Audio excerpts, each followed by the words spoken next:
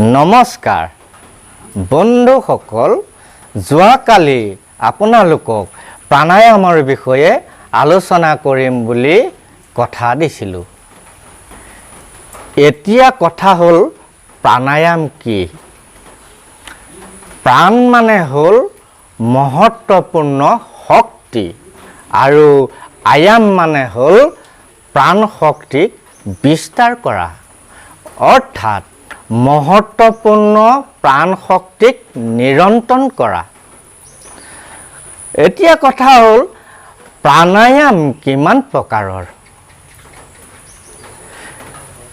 এতিয়ালৈকে আমি জনামতে প্ৰাণায়াম, ভ্ৰষ্টিকা প্ৰাণায়াম, উজ্জায়ী প্ৰাণায়াম, শীতলী প্ৰাণায়াম, কপালভাতি প্ৰাণায়াম, সূৰ্যভেদ প্ৰাণায়াম, চন্দ্ৰভেদন প্ৰাণায়াম, অনুলোম বিলোম প্ৰাণায়াম, ভ্ৰামৰী প্ৰাণায়াম, নাড়ী শোধন প্ৰাণায়াম, মূৰ্ছা প্ৰাণায়াম, অগ্নিশাৰ প্ৰাণায়াম আৰু সহজ প্ৰাণায়াম আৰু বহুতো প্ৰাণায়াম আছে যদিও শাস্ত্ৰানুসৰি প্ৰধানত সহিত প্ৰাণায়াম, সূৰ্যভেদ প্ৰাণায়াম, উজ্জায়ী প্ৰাণায়াম, শীতলী প্ৰাণায়াম, ভস্ত্ৰিকা প্ৰাণায়াম, ভ্ৰামৰী প্ৰাণায়াম, মূৰ্ছা প্ৰাণায়াম আৰু কেৱলী প্ৰাণায়াম। প্ৰাচীন কালত ঋষি মুনিসকলে প্ৰাণায়ামৰ জৰিয়তে নিৰোগী আৰু দীৰ্ঘায়ু জীৱন অতিবাহিত কৰিছিল।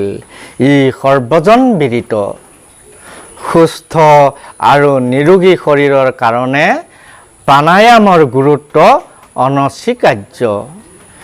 বিভিন্ন ৰোগ প্ৰাণায়ামৰ দ্বাৰা সম্পূৰ্ণ নিৰ্মূল কৰিব পাৰি।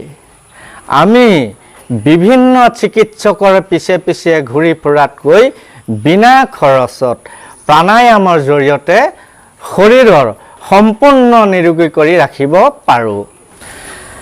ইয়াৰ মহত্ব ইমানেই বেছি যে আজিকালি প্ৰাণায়াম দৈনন্দিন কাৰ্যসূচীৰ এটি অংশ হৈ পৰিছে।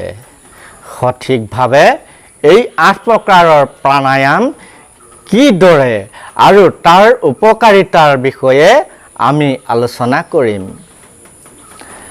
তাৰ বাবে অকণমান সময় মোৰ লগত কটাওক। ধন্যবাদ।